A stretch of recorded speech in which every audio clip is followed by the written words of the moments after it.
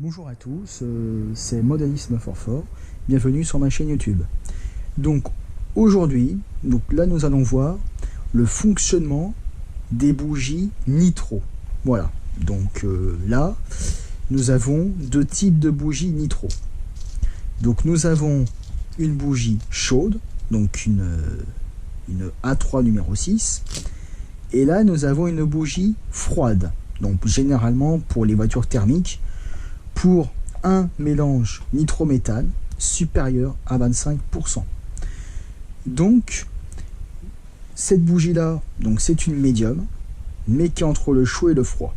Voilà, une utilisation optimale pour les moteurs nitro. Donc je vais vous montrer la bougie sur un moteur nitro. Donc là, je vais vous expliquer dans un premier temps de quoi est composée une bougie sur un moteur nitro. À tout de suite.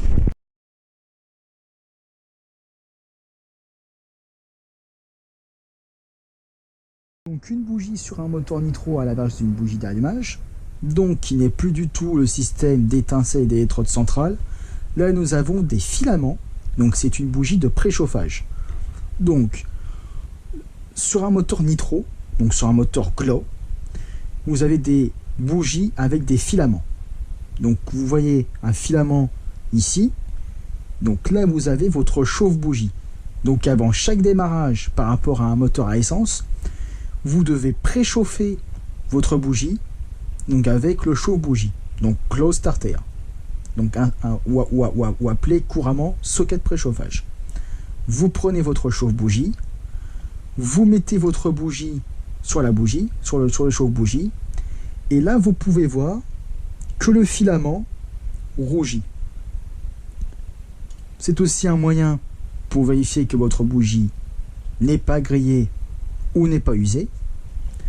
Il faut bien regarder au niveau des filaments que la bougie soit bien rouge et qu'elle rougit bien. Si la bougie rougit, c'est que votre bougie fonctionne bien.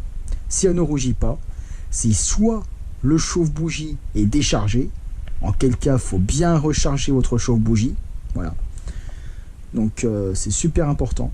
Si vous ne chargez pas votre chauffe-bougie, tout simplement, vous ne pourrez pas démarrer votre moteur. D'où l'intérêt de bien le recharger. À l'inverse d'un moteur à essence, bien sûr, qui n'a pas besoin de chauffe-bougie. Donc, ces bougies-là, donc pour les nettoyer, je vais vous montrer une technique très simple pour nettoyer une bougie de préchauffage. Tout de suite.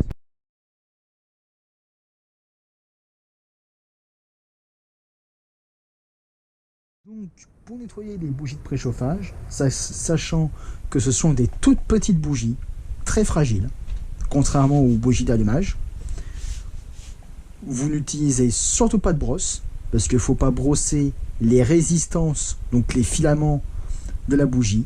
Vous prenez un petit chiffon ou un petit mouchoir ou un petit sopalin, vous essuyez uniquement le tour de la bougie, c'est tout.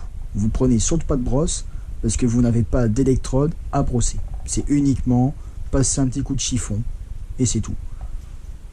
Les dépôts d'huile vont se retirer et tout simplement votre bougie sera nettoyée. C'est uniquement ça.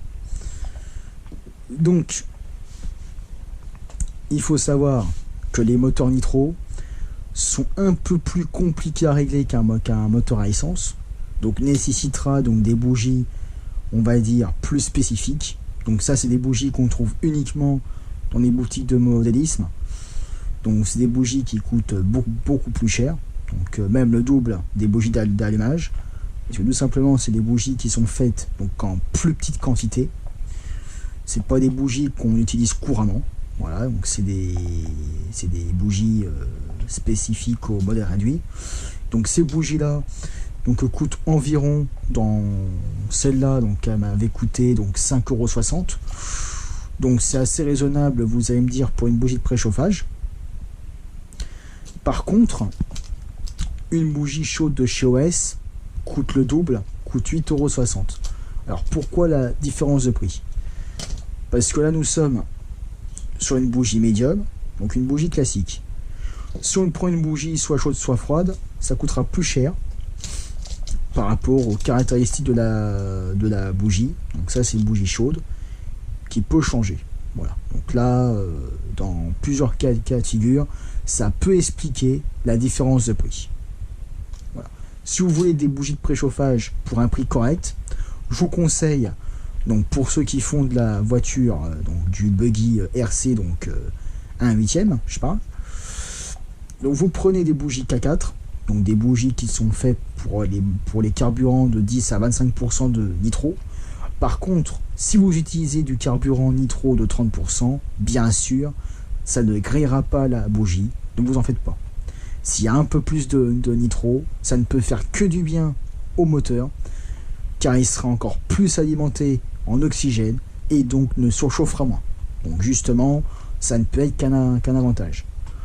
Par contre, si vous mettez du carburant de 5 ou 10%, là, votre moteur ne marchera pas super bien, car il sera mal alimenté en oxygène, car moins vous avez de nitro, moins vous avez de performance au niveau des moteurs méthanol. Voilà. Donc, je vais faire une seconde partie sur les tuyauteries en moteur nitro. A tout de suite.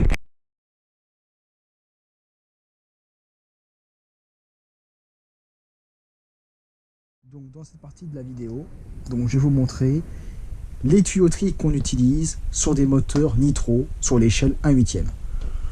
Donc, ce sont des durites différentes des durites utilisées en moteur à essence. Donc là, nous avons vraiment des durites adaptées pour le carburant nitrométhane. Donc les durites nécessitent moins de couches et de protection au niveau du carburant, car le nitrométhane est un carburant qui va moins grignoter en quelque sorte les durites et moins abîmer les durites.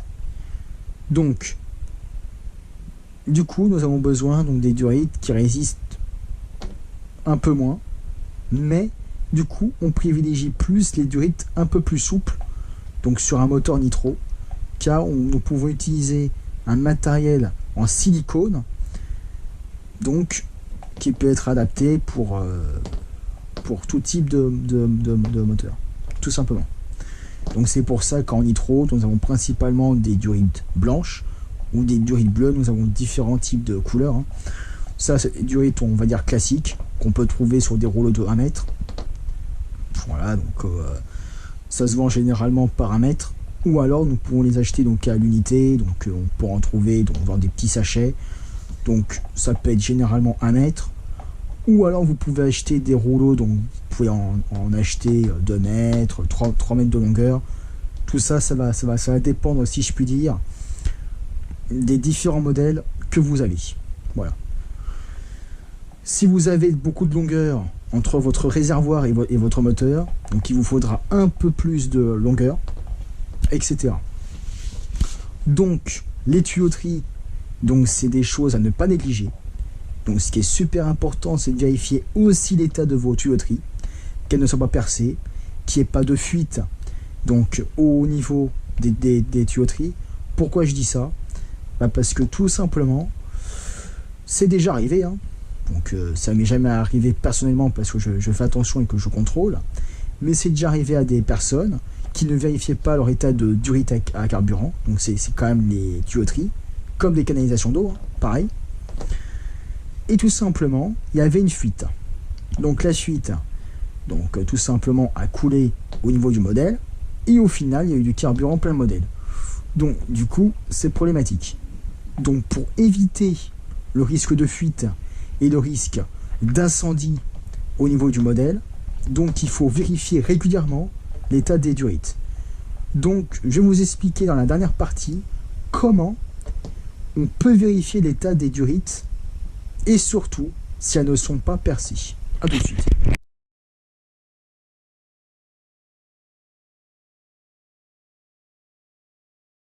Donc, pour vérifier l'état des durites. Donc là, en l'occurrence, c'est une durite qui est toute neuve, qui n'a jamais servi. Donc, je vais vous montrer comment on vérifie. Donc là, vous pouvez voir, ici, d'accord, Donc là, à l'intérieur, le carburant passe là-dedans, d'accord, pour aller jusqu'au carbu. Voilà, entre le réservoir et puis le moteur. Là, vous avez le diamètre extérieur, donc la couche extérieure qui protège la couche intérieure. Je pense que vous m'avez compris, qui fait tout le tour. Généralement, quand une durite commence à être usée, elle commence à durcir, donc du coup, il vaut mieux la changer. Pourquoi? C'est surtout le cas en motorisation essence. Pourquoi? Parce que tout simplement, une durite qui durcit perd de son étanchéité et donc tout simplement va casser. Casser, donc soit la manipule et du coup il faut la remplacer. Alors vous allez me dire pourquoi quand une durite est dure il faut la remplacer. Eh bien tout simplement parce qu'elle sera plus sensible à la chaleur et elle sera plus sensible à l'environnement. Donc c'est pour ça qu'il faut vérifier que la durite ne craque pas, soit souple, d'accord, et surtout ait une bonne étanchéité. Voilà, c'est pour ça qu'il faut vérifier aussi régulièrement l'état des durites. Donc j'espère que cette vidéo vous aura plu. N'hésitez pas donc à poser des questions, à vous abonner et à activer la cloche. Ceci m'aidera beaucoup pour mes prochaines vidéos. Donc ma prochaine vidéo sera le démarrage d'un moteur nitro sur les 1/8. Voilà, donc sur l'échelle beaucoup plus petite. Donc, sur ce, je vous souhaite une bonne journée. Je vous dis à très bientôt pour de prochaines vidéos. C'était Modalisme Fort Fort.